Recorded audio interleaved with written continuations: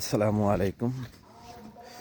আমাদের বাড়ির পাশে এলাকায় এক নানি মারা গেছে আর কি। তার কবর খোঁড়ার জন্য আমার বাসায় এসেছে। কবরটা ফজরের নামাজ পড়েই রওনা দিলাম কবর খোঁড়ার জন্য। এই শীতের কুয়াশা ভরা কুয়াশার ভিতরে আলহামদুলিল্লাহ আল্লাহ পাক আমার তার কবর খোঁড়ার জন্য তৌফিক দান করেছে। আল্লাহ পাকের কাছে লাখ লাখ শুকরিয়া। জানি না কার ভাগ্যে আবার কবর খোঁড়ার হবে কিনা, আমার ভাগ্যই হবে কিনা আমি তো জানি না। সকালে আসলে নামাজ পড়ে এত শান্তি, না পড়লে আসলে বোঝা যায় না যে এত শান্তি নামাজ পড়ে। নামাজটা পড়ে আমি কবর খোঁড়ার দিকে রওনা দিছি। আমার গোরস্থানে এলাকার পাশেই গোরস্থান।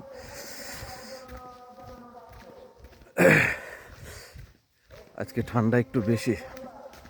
আমাদের গ্রামের মাইকে অ্যালার্ম দিচ্ছে যে মারা গেছে।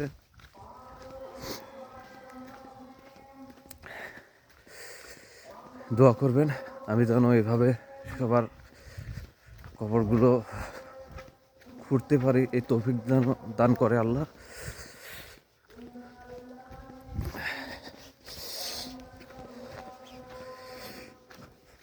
অ্যালার্ম দিচ্ছে 11টার দিকে মাটি হবে। আমি ফজরের নামাজ পড়েই বাড়াই পড়ছি যাতে দ্রুতভাবে কবরটা সুন্দরভাবে নিজের হাতে করতে পারি। এই জন্য আমি সকালেই উঠেই রওনা দিছি কবর করার জন্য। আসলে মানুষের এই শিক্ষাটা আসলে কেউ নেই না, যে বেঁচে থাকার অবস্থায় আমল নামার কিছু আমল করে যায়, কিন্তু এগুলো কেউ করে না। আল্লাহ পাক পাঠাইছে আমাদের এটার জন্যই, যাতে শিক্ষা নিতে পারি, একজনক দেখে আমরা শিক্ষা নিতে পারি। কিন্তু আমরা তো নিতে পারি না। আফসোস, মরণের পরে সবসময় আফসোস হবে, মানুষের আফসোস হবে যে আল্লাহ, আমি যদি আবার দুনিয়াতে যেতে পারতাম তাহলে তোমার ইবাদত ভরপুরভাবে করে আসতাম। আসলে সেই সুযোগটা তো আর পাবে না। এই সুযোগটা আসলে সবার হবে না। আর বেঁচে থাকার কালে যদি সুযোগটা থাকা অবস্থাও যদি না কাজে লাগাতে পারে, অবশ্য আর পরবর্তীতে আর পাবে না।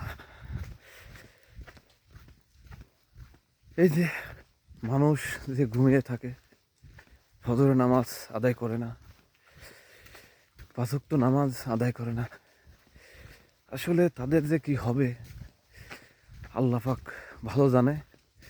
আমার কি হবে আল্লাহ পাকই ভালো জানে। হ্যাঁ, আমি যা করি আল্লাহ পাক খুশি হন কিনা আল্লাহ পাকই ভালো জানে।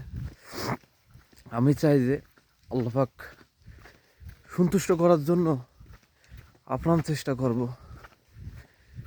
যাতে আল্লাহ পাক যেন খুশি হয়। এই যে আমাদের গোরস্থানে চলে এসেছে, এটা আমাদের গোরস্থান। হ্যাঁ, এটা এটা হচ্ছে আমাদের গোরস্থান।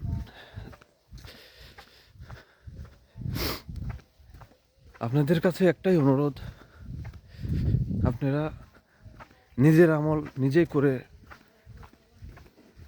আখিরাতে যান। দুনিয়ায় কিছুই না, সবই লোভ লালসা, দুনিয়ায় কিছুই না। তাই আপনাদের কাছে অনুরোধ, আপনারা সময় থাকতে সময়ের কাজ করে যান। সময় চলে গেলে আর সাধন হবে না, সময় চলে গেলে আর সাধন হবে না। আপনাদের কাছে একটাই অনুরোধ, নিজের কর্ম নিজে করে যান। আর আল্লাহ পাকে কীভাবে খুশি করাবেন এটা আপনারই দায়িত্ব, এটা আর কেউ নেবে না আপনার দায়িত্ব। কেননা এই ধন দৌলত সবই পড়ে থাকবে। এ দেখেন পাশে গোরস্থান, ধন দৌলত সবই পড়ে থাকবে, আপনিই থাকবেন না।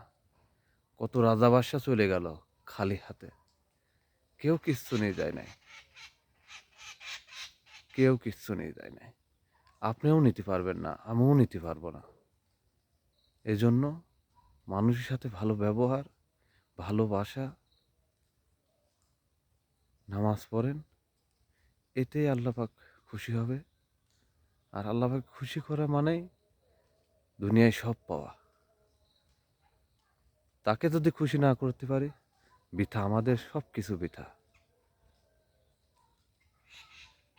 একদিন না একদিন মরতেই হবে আমাদের। মৃত্যু নির্ধারিত সবার জন্য, কেউ কারোর জন্য নয়। এইটুক মনে রাখবেন। সবাই জানেন, জেনেও অবুঝ হয়ে থাকেন।